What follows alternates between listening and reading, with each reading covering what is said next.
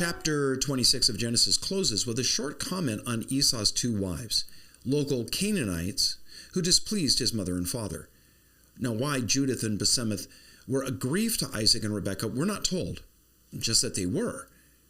They may have simply disliked them, or they may have been grieved by Esau's taking them as wives rather than following the pattern that had been set for him by his parents, that Isaac had married someone from the old country rather than one of the locals.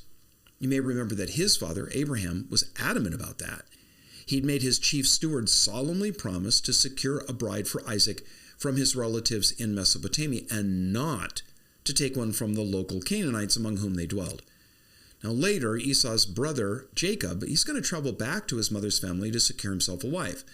So Rebekah and Isaac's displeasure at Esau's bride selection was most likely due to his impetuosity at simply going for what was quick and easy, though the decision involved was so important, so consequential.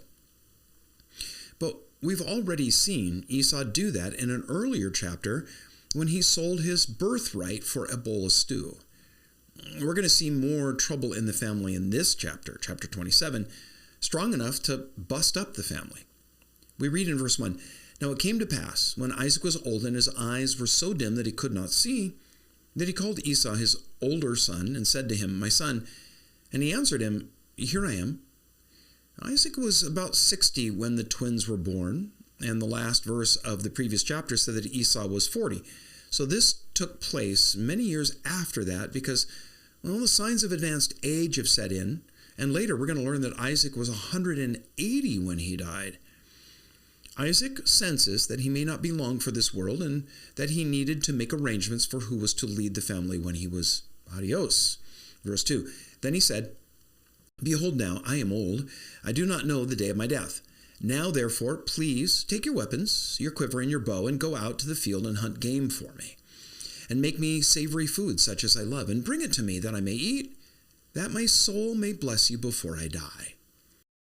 Verse 28 of chapter 25 tells us that Isaac favored Esau among the twin brothers. He favored him because of Esau's, what we might call, being a manly man, a guy perfectly at home in the wilderness, hunting game. Isaac loved him some barbecue from those hunting trips, and so he made a bargain with Esau. "Hey, bring me some, and I'll give you that coveted patriarchal blessing." Verse 5. "Now Rebekah was listening when Isaac spoke to Esau his son. And implied there is that she was eavesdropping. It wasn't just that she casually overheard because the three of them were all together at the same time. It's more that she sensed that something was up with Isaac, and so she made it a point to listen in on their conversation. The Hebrew word for listen means to listen with intention. We read on, "And Esau went to the field to hunt game and to bring it. So Rebekah spoke to Jacob her son, saying, 'Indeed, I heard your father speak to Esau your brother, saying,'" though the word for heard here shares the same root as the word translated listening in verse 5, here the form of the word means overheard. Rebekah told Jacob that she just happened to overhear the conversation between Isaac and Esau. And what she overheard was Isaac telling Esau to, verse 7, "Bring me game and make savory food for me that I may eat it and bless you in the presence of the Lord before my death."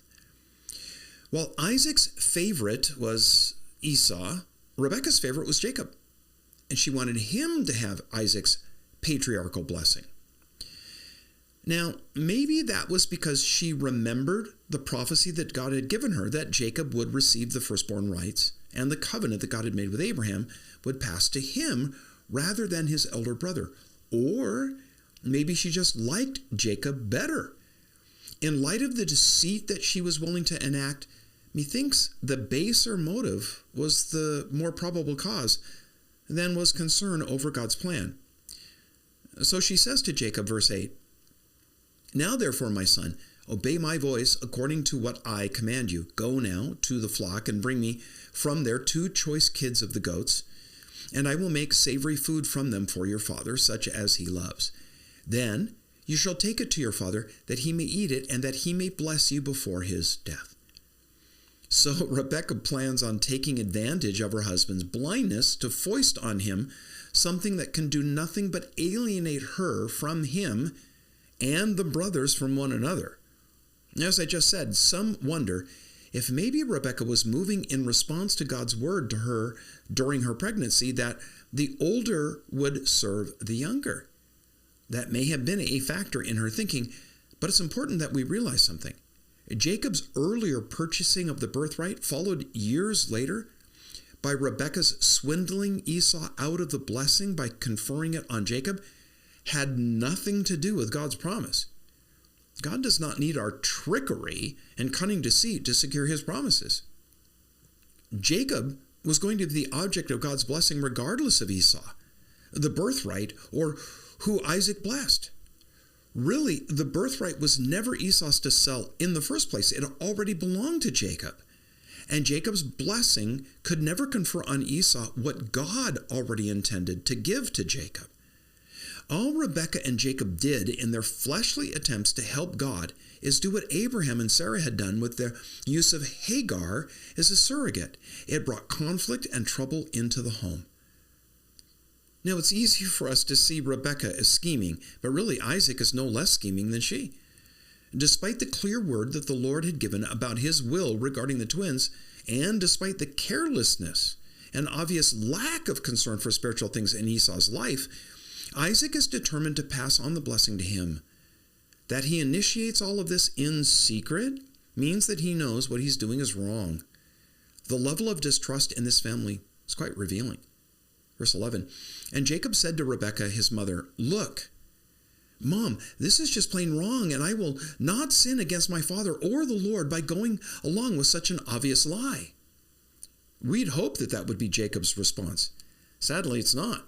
He's thinking ahead to the complications of his mother's plan. And so he says, in reality, "Look, Esau, my brother, is a hairy man, and I'm a smooth-skinned man." If it wasn't obvious before, it is now. Esau and Jacob were fraternal, not identical twins. They were physically very different. And Jacob says, verse 12, "Perhaps my father will feel me, and I shall seem to him to be a deceiver, and I shall bring a curse upon myself and not a blessing." Jacob, you won't seem to be a deceiver, you will be a deceiver. Verse 13, "But his mother said to him, 'Let your curse be on me, my son. Only obey my voice and go and get them for me.'" Now that's not going to help Rebekah. If Isaac realizes that he's being conned, he's not going to shift the blame off of Jacob only onto you. You're both going to be in the doghouse. Jacob can't duck the responsibility for deceiving his dad. Verse 14, "And he went and got them and brought them to his mother, and his mother made savory food, such as his father loved. Then Rebekah took the choice clothes of her elder son Esau, which were with her in the house, put them on Jacob, her younger son, and she put the skins of the kids of the goats on his hands and on the smooth part of his neck. And then she gave the savory food and the bread which she had prepared into the hands of her son Jacob." This all sounds pretty clumsy, doesn't it? Sticking animal skins on Jacob as an attempt to fool Isaac? That sounds like a disaster. Apparently, it was a pretty effective disguise because, as we will see, Isaac fell for it. Isaac's eyesight must have been pretty bad if he was fooled by this pretty silly disguise. Verse 18, "And so he went to his father and said, 'My father.' And he said, 'Here I am.' 'Who are you, my son?' Jacob said to his father, 'I am Esau, your firstborn. I have done just as you told me. Please arise, sit and eat of my game that your soul may bless me.'" Note that Jacob doesn't try the deception of evasion. Just ignoring his dad's questions by changing the subject. He flat out lies and says that he is Esau and that he went hunting and had prepared the meal. Verse 20, "But Esau said to his son, 'How is it that you have found it so quickly, my son?' And he said, 'Because the Lord your God brought it to me.'" He says, "The Lord your God, not the Lord my God." I think here that Jacob is imitating Esau, who had no concern for the things of God. It's bad when an unbeliever pretends to be a believer. Worse by far is the believer who behaves as though he's not. As a pastor of over 40 years, many are the times that people have justified sin and foolishness by blaming it on God. They say things like, God told me, God said, and then they go on to say something that God would certainly not say because it contradicts his word and his way. Listen, if you're intent on sin, fine, but please don't drag God into it. Well, Isaac sensed that something was not right. Verse 21. Isaac said to Jacob, please come near that I may feel you, my son, whether you are really my son Esau or not. So Jacob went near to Esau his father, and he felt him and said, the voice is Jacob's voice, but the hands are the hands of Esau. And he did not recognize him because his hands were hairy like his brother Esau's hands, and so he blessed him. Now this is at this point, a blessing of greeting, not the covenant blessing that this whole thing was about. Isaac's not going to bestow that until he's had his meal. Verse 24. Then he said, are you really my son Esau? He said, I am. Lies, lies, and more lies. Verse 25. He said, bring it near to me, and I will eat of my son's game, so that my soul may bless you. And so he brought it near to him, and he ate, and he brought him wine, and he drank. Then his father Isaac said to him, come near now, and kiss me, my son. And he came near and kissed him, and he smelled the smell of his clothing, and blessed him, and said, surely the smell of my son is like the smell of a field which the Lord has blessed. Remember that Jacob was wearing his brother Esau's clothes, which bore his scent. Ude Esau.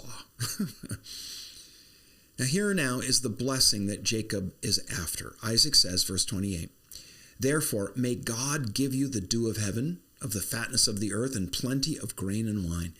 Let peoples serve you, and nations bow down to you. Ye master over your brethren, and let your mother's sons bow down to you.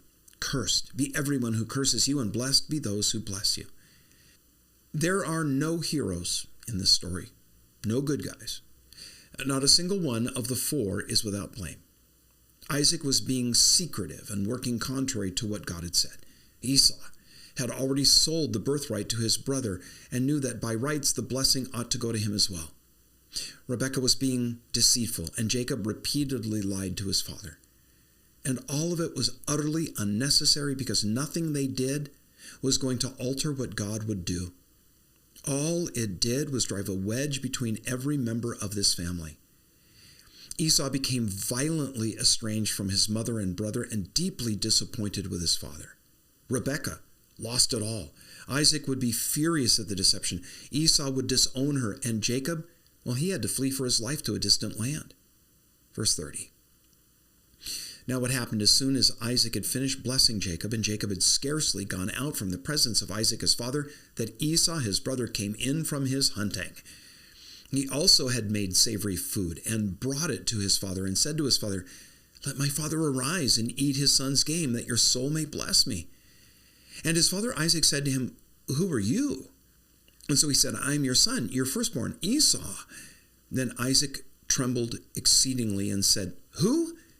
Where is the one who hunted game and brought it to me? I ate all of it before you came, and I have blessed him, and indeed he shall be blessed. In that moment, it became clear to Isaac. His physical eyes may be dim, but the vision of God's will and faithfulness are clear to him. Isaac had thought to circumvent God's promise to elevate the younger son by giving the blessing to the elder. Now he realizes that God's will cannot be hindered, cannot be thwarted. Indeed, Jacob will be blessed, but not because Isaac spoke some words. Jacob will be blessed because the words that God had spoken years before.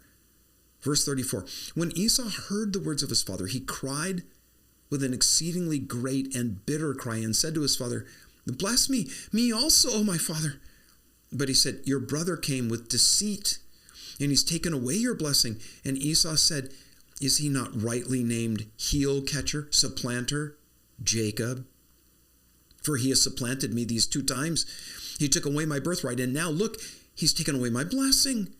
And he said, have you not reserved a blessing for me? Now, this isn't exactly right. Jacob didn't take away the birthright. Esau willingly forfeited it for a bowl of stew. By selling it so cheap, he proved he wasn't deserving of it. While Esau despised the godly heritage of his father and grandfather, Jacob treasured it to a fault. He no more than left the tent when Esau came in with his skewers of game kebabs, 4 pops, and Isaac immediately realized that he's been hoodwinked. Esau then cursed Jacob as the dirty, sneaking thief that he in fact was. He asked if there wasn't some blessing that Isaac has left to confer on him. Verse 37, Then Isaac answered and said to Esau, Indeed, I have made him your master, and all his brethren I have given to him as servants. With grain and wine I have sustained him. What shall I do now for you, my son? Esau said to his father, Have you only one blessing, my father? Bless me also, O my father. Esau lifted up his voice and wept.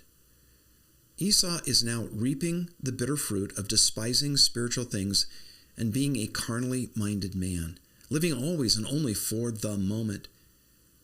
These are not tears of genuine repentance. These are tears of bitter regret at not getting what he wants and thinking he deserves.